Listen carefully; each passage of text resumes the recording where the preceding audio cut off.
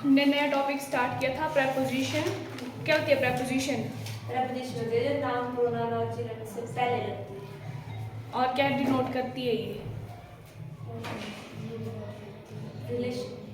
Relation बताती है। किसका रिलेशन किसके साथ बताती है? नाउन प्रोनाउन अदर वर्ड के साथ। जो आपका प्रपोजिशन के बाद जो नाउन प्रोनाउन होता है उसका रिलेशन जो सेंटेंस में अदर जो वर्ड होते हैं उनके साथ रिलेशन बताती है। और डिनोट किसको करती है? पोजीशन को डिनोट करती है और फॉलो करती है नाउन प्रोनाउन और जिरन के पहले यूज होते हैं आपके प्रपोजिशन। ये हो गए थे। अब करते हैं पोजीशन के बारे में। Position of preposition.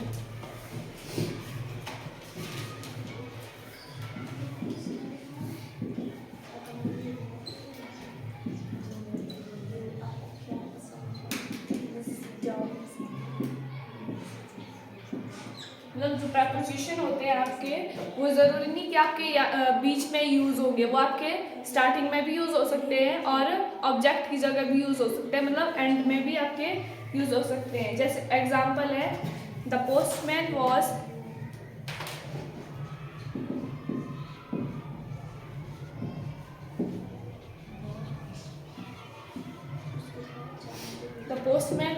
Standing at the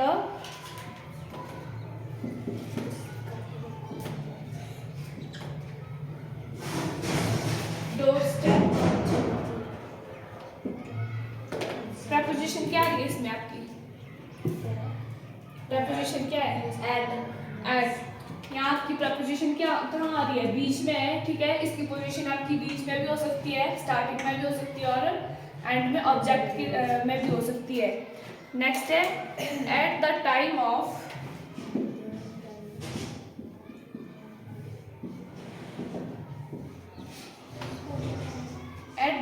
of the opening ceremony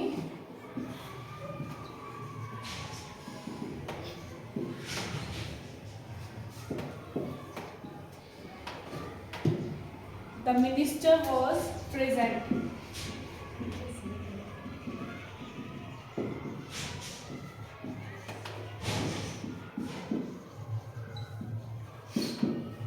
इसमें आपका सब्जेक्ट क्या होगा? इसमें सब्जेक्ट है At the time of the opening ceremony, the minister was present. The क्या है? द मिनिस्टर आपका सब्जेक्ट है और इसमें आपका प्रेपोजिशन कहाँ यूज हो रही है? कहाँ है ऑफ? एट है, एट ये आपकी प्रेपोजिशन।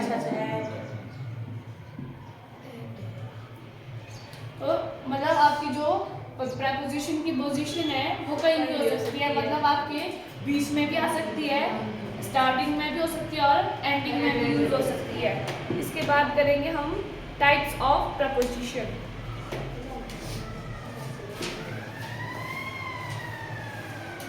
कितने टाइप्स में आएंगे प्रपोजिशन? 3 टाइप्स में करेंगे हम इसको, टाइम, प्लेस और डायरेक्शन, ठीक है। Yes ma'am. टाइप्स में है, फर्स्ट है प्रपोजिशन ऑफ टाइम, प्लेस और प्रपोजिशन ऑफ टाइम। सेकंड है प्रपोजिशन ऑफ प्लेस और थर्ड है आपके पास प्रपोजिशन ऑफ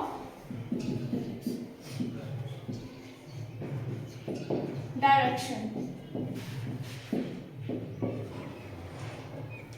इसमें सबसे पहले जो आपका पोजीशन है ये आपका किसके बारे में बताते हैं? टाइम के बारे में बताती है, प्लेस के भी और डायरेक्शन के भी। एग्जांपल लिखो, he will come eight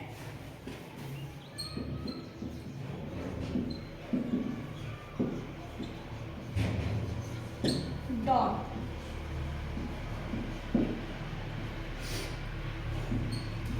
Next है he aimed at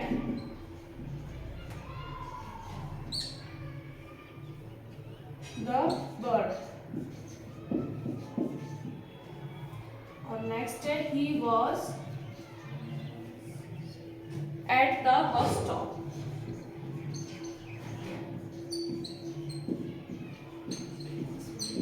अब आपको बताया preposition of time, place और direction. अब फर्स्ट एग्जांपल है he will come at dawn. अब इसमें जो preposition कौन यूज हो रही है आपकी? And इसमें preposition है आपकी at. अब ये जो at है ये कौन सी पोजीशन आएगी? preposition है. direction. डायरेक्शन क्यों? क्योंकि down है आगे. डाउन नहीं है, ये डाउन है. DAWN. DAW dawn. हाँ. इसका मतलब क्या होता है? सुबह.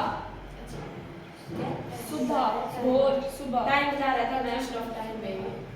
क्या बता रहा है ये? Time. टाइम. तो ये क्या आ गया वो? कौन सी प्रपोजिशन आई? Time में preposition of time. Preposition of Time. Time. Second में he aimed at the bird. इसमें आपकी प्रपोजिशन कौन है? at है, लेकिन कौन सी प्रपोजिशन है ये? Place वाला. प्लेस क्यों है? अच्छा. ये है. He aimed at the bird. मतलब वो निशाना कर रहा है किसको? वर्ड की तरफ. तो ये क्या है इसमें? डायरेक्शन बता रहा है कि निशाना किसकी तरफ लगा रहा है? वर्ड की तरफ. तो ये कौन सी होगी? Preposition of Direction. डायरेक्शन. और एक preposition of place. इसमें क्या है? He was at the bus stop. At आपकी प्रपोजिशन है और बता रहा है कि Place वो कहाँ है? बस स्टॉप पर है. तो प्लेस के लिए प्रपोजिशन ऑफ Place. प्लेस. बस यही डिफरेंस है preposition of time, direction of place में. अब हम सबसे पहले प्रपोजिशन ऑफ टाइम के बारे में करते हैं. लिखो प्रपोजिशन ऑफ टाइम. इसमें आएंगे आपके सबसे पहले सिंस और For. फॉर. Since लगता है फिक्स टाइम के लिए और for लगता है जिसमें टाइम का पता नहीं होता है फिक्स टाइम का. ड्यूरेशन के लिए होता है आपका फॉर का यूज, और जो फिक्स टाइम बताया होता है उसके लिए आपका यूज होता है सिंस का.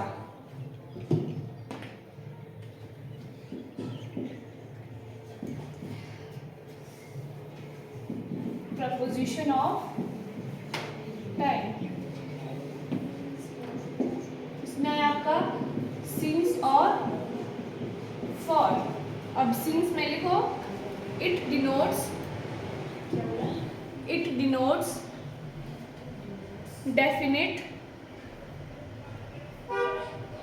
definite point of time. Since क्या बताता है आपका? जो डेफिनेट टाइम होता है उसके बारे में बताता है. और फॉर में लिखेंगे it denotes length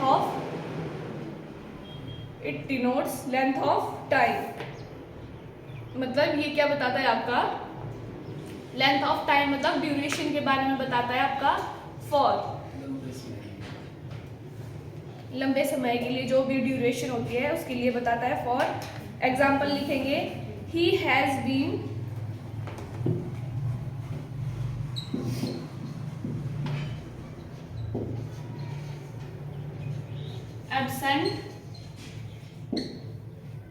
has been absent since Monday.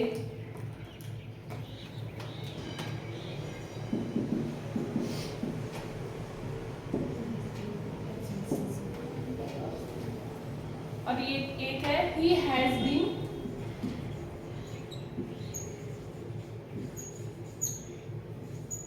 absent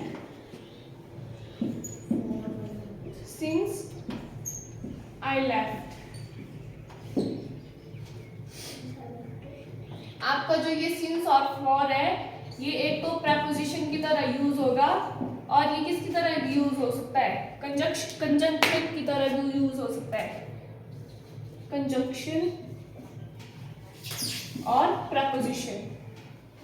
अब इन टू सेंटेंसेस में से आपका सही कौन सा है? he has been absent since Monday या फिर he has been absent since I left. मतलब since के बारे में बता रहे हैं. ये आपका प्रपोजिशन की तरह यूज हो रहा है या फिर कंजंक्शन की तरह यूज हो रहा है? फर्स्ट सेंटेंस में क्या है? he has been absent since Monday, मतलब अब इसमें पता नहीं हमें कौन से मंडे में एब्सेंट करना है। बता रहा है कि वो मंडे को एब्सेंट था ना, फिक्स है मतलब फिक्स पॉइंट बता रहा है, डे के लिए फिक्स डे बता रहा है कि वो मंडे को था एब्सेंट, तो इसमें सिंस यूज हो रहा है, तो ये तो फिक्स टाइम के लिए बता रहा है, तो ये आपका क्या होगा, ये आपकी प्रेपोजिशन की तरह यूज होगा। अब सेकंड में देखो, he has been absent since I left. अब प्रेपोजिशन के बाद क्या बोला कि प्रेपोजिशन के बाद क्या आएगा, आपका नाउन, प्रोनाउन या जीरेंड आएगा। अब उसमें इसमें तो है आपका नाउन आ रहा है, अब सिंस के बाद आपका नाउन आ रहा है, तो ये क्या होगी, ये आपकी प्रेपोजिशन है। अब सेकंड में आपका सिंस के बाद क्या आ रहा है, आई लेफ्ट। आई लेफ्ट, आई क्या है आपका सब्जेक्ट की तरह, ये सब्जेक्ट है, और लेफ्ट क्या है, ये इसमें वर्ब यूज हो रही है, तो ये क्या बन गया, सब्जेक्ट और वर्ब साथ में होते हैं, उसको क्या बोलते हैं हम, क्लॉज। क्लॉजेस बनते हैं जब सब्जेक्ट और वर्ब आते हैं आपके, उसको हम क्लॉज बोलते हैं।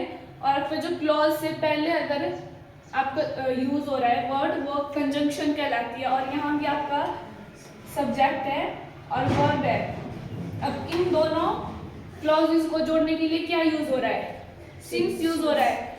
अब ये क्या काम कर रहा है, सिंस जोड़ने का काम कर रहा है ना, तो ये क्या यूज हो रहा है, किसकी तरह यूज होगा भैया, कंजंक्शन की तरह यूज होगा। ऊपर आपका प्रपोजिशन की तरह था, और यहाँ क्या यूज हो रहा है, कंजंक्शन की तरह यूज हो रहा है। तो मतलब सिंस आपका कंजंक्शन की तरह भी यूज हो सकता है और प्रपोजिशन की तरह भी। एग्जाम्पल और लिखेंगे, he has been living here, he has been living here since or for a month, since or for a month। Second लिखेंगे, he has been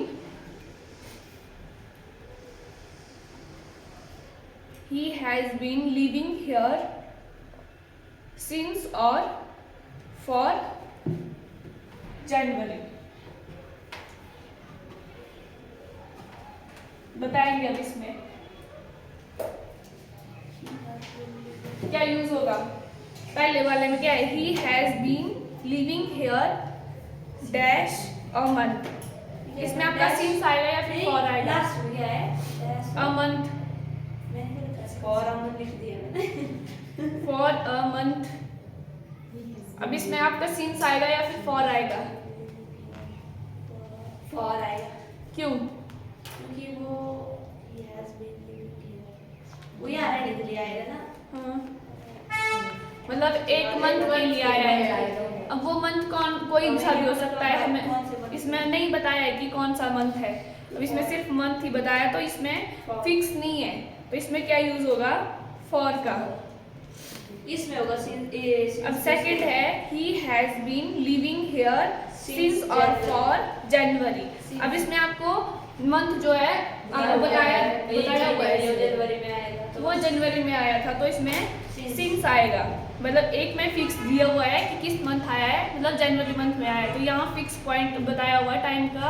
और फर्स्ट में क्या था, अ मंथ, हमें क्या पता था कि कौन सा मंथ है, वो मंथ कोई भी हो सकता है, जनवरी भी हो सकता है, फेब भी, कोई सा भी हो सकता है। नेक्स्ट लिखेंगे, I have known him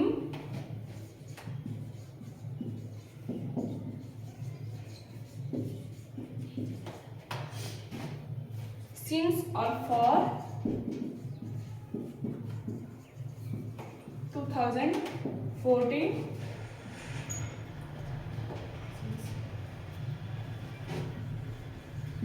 I have known him since or for a year। इसमें पहले में होगा सिंस, क्यों, क्योंकि किस टाइम इसमें बताया हुआ कि किस ईयर में बताया है, और इसमें ईयर मतलब हमें नहीं पता कौन सी ईयर है, तो इसमें क्या आएगा, फॉर। नेक्स्ट लिखेंगे he has been absent since or for a week.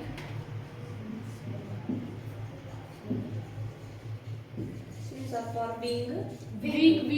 a week.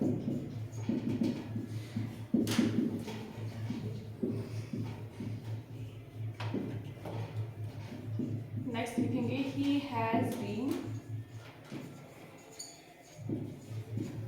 absent since or for last week. दूसरे में since पहले में for. He has been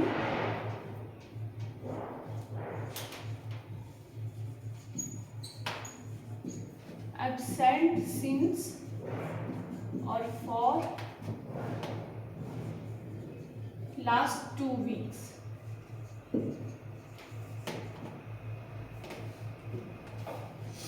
अब बताओ इन तीनों में इसमें पहले में होगा और दोनों में लास्ट में since होगा. दोनों में since होगा लास्ट में. क्यों? इसमें बोला कि he has been, पहले में बोला पहले देखो पहले he has been absent since or for a week. पता नहीं कौन a सी week है तो कोई सा भी week हो सकता है. इसमें क्या आएगा अब for. नेक्स्ट है he has been. absent since for last week पता है हमें इसमें last बताया week. था कि जो पिछला हफ्ता था उस टाइम वो क्या था absent. तो यहाँ भी आपको फिक्स टाइम बताया तो यहाँ आएगा since. अब यहाँ है he has been absent since or for last 2 weeks. तो इसमें बताया कि लास्ट 2 वीक में और absent है. इसमें लास्ट 2 वीक्स तो आ रहा है लेकिन इसमें क्या आ रहा है साथ में 2 वीक है मतलब ये प्लूरल बन रहा है. तो प्लूरल जहाँ प्लूरल होगा वहाँ सिंस का यूज नहीं होता है. for का होता है. वहाँ आपका फॉर का यूज होगा तो यहाँ आपका फॉर आएगा. ये आपका 2 आ रहा है ना लास्ट 2 वीक है तो ये आपका प्लूरल बन रहा है. और जब प्लूरल बन रहा है तो वहाँ आपका सिंस का यूज नहीं होता. सिंस का यूज सिंगुलर के साथ होता है. यहाँ आपका फॉर यूज होगा he has been absent for last 2 week. Next आपके लिए this custom has been in prevalence this custom has been in prevalence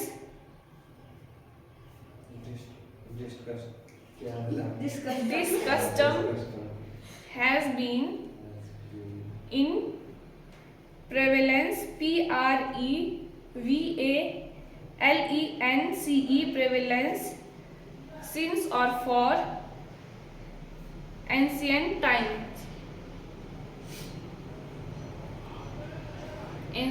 times. Next है he has been playing cricket since or for childhood.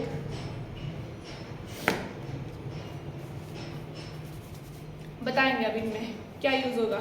First में बताएंगे this custom has been in prevalence since और for ancient times. prevalent क्या होता है? प्रेविलेंस मतलब जो पुराने हमारे कस्टम्स हैं वो हमारे एंशिएंट टाइम से चले आ रहे हैं मतलब पुराने टाइम से चले आ रहे हैं. तो पुराने टाइम से तो चले आ रहे हैं लेकिन कितने समय से आ रहे हैं वो नहीं पता. बोला नहीं है इसमें एंशिएंट टाइम्स दिया हुआ है. अच्छा तब since लगेगा. क्या होगा? ancient टाइम क्या होगा? प्राचीन जो आपका हिस्ट्री में होता है ना सबसे पुरानी काल से चलते आए हैं तो तब since होगा. सिंस होगा. प्राचीन तो ठीक है लेकिन कितना प्राचीन हो क्या पता है. अरे एंशिएंट टाइम दिया हुआ है देखो ना आपका हिस्ट्री है उसको 3 पार्ट्स में डिवाइड किया है. ठीक है. प्राचीन काल मध्यकाल. हाँ तो एंशिएंट मतलब वो हो गया प्राचीन काल. उसके बाद मेडिवल है मध्यकाल. उसके बाद फिर मॉडर्न हिस्ट्री आ गई. 3 पार्ट्स में है ना तो मतलब फिक्स स्टेजेस दी हुई है फिर since लगेगा. तो फिक्स बता रहा है कि एंशिएंट टाइम से चले आ रहे हैं आपके जो कस्टम्स है. तो इसमें आपका क्या आएगा? सिंस का यूज होगा। अब नेक्स्ट बताएंगे he has been playing cricket since और फॉर चाइल्डहुड। लड़के बताएंगे अब क्या आएगा इसमें? इसमें आएगा फॉर। क्यों आएगा सिंस? फॉर आएगा इसमें। इनको बताने दो पहले, सिंस क्यों आएगा? क्या दो ऑप्शन है? किस में है दो ऑप्शन? प्लेइंग मतलब वो खेल रहा है ना। हाँ, अपने बचपन से खेल रहा है। बचपन से खेल रहा है वो क्रिकेट। अब सिंस आएगा कि फॉर आएगा? क्योंकि हम तो पहली क्लास से पढ़े थे, तो इसलिए बताओ जल्दी आगे।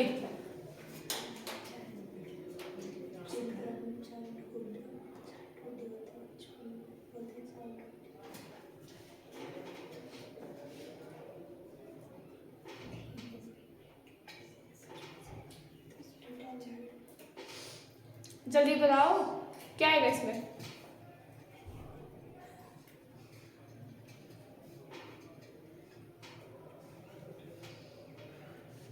सिंस का यूज कब होता है? जब फिक्स टाइम होता है। इनको ही पूछ रही हूँ मैं। सिंस का यूज कब होता है? बोल दो कुछ। किसका? फॉर कब यूज होता है?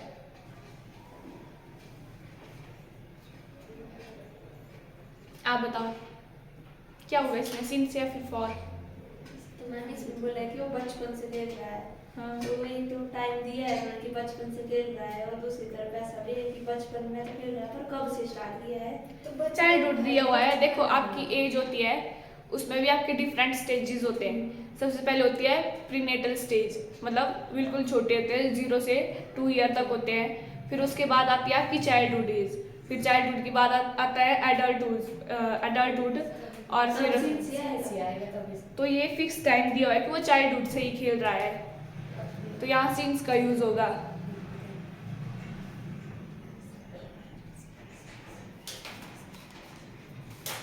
इसके बाद है अब डिफरेंस बिटवीन सिंस और फ्रॉम। क्या डिफरेंस होता है सिंस और फ्रॉम में? फ्रॉम जगह के साथ लगता है, प्लेस के साथ, और सिंस टाइम के साथ। सिंस नहीं लगता प्लेस के साथ, नहीं लगता। लिखो सिंस में, सिंस कब यूज होता है? जो पॉइंट ऑफ टाइम बताता है, लेकिन कब? परफेक्ट टेंस में, जब वो प्रेजेंट और पास्ट को क्या करता है? क्या करता है? रिलेट करता है। पास्ट को क्या करता है? प्रेजेंट से रिलेट करता है। और परफेक्ट टेंस में आपका सिंस का यूज होता है, और फ्रॉम का यूज आप ऐसे भी कर सकते हो, पॉइंट ऑफ टाइम के लिए यूज होता है फ्रॉम भी। जैसे एग्जाम्पल है, he is working here from Monday.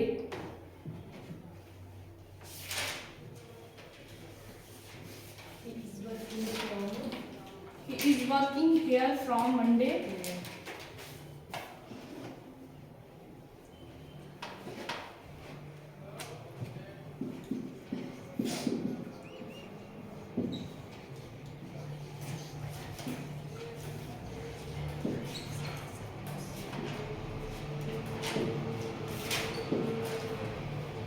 और नेक्स्ट है, he is working here since Monday.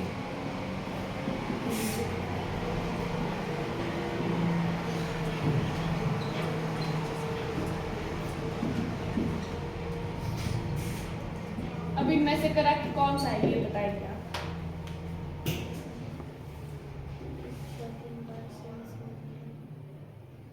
Since का यूज कब होता है?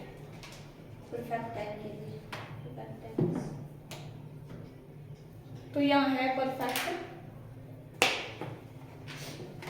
बताओ जल्दी, सिंस यूज सिंस का वाला ठीक है आपका या फिर फ्रॉम वाला है ठीक है? क्या है इसमें?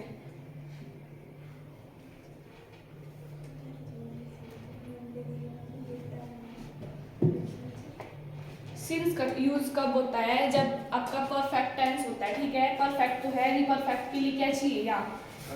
थर्ड वन इन हैज बीन चाहिए, ठीक है। अब यहाँ तो इज है तो फिर फ्रॉम ठीक है। तो यहाँ सीन्स नहीं आएगा, यहाँ क्या आएगा? फ्रॉम। अगर यहाँ सीन्स लगाना है तो यहाँ आपको परफेक्ट टेंस बनाना पड़ेगा पहले, ठीक है। ठीक है, बाकी कल करेंगे हम एट, इन और ऑन का यूज।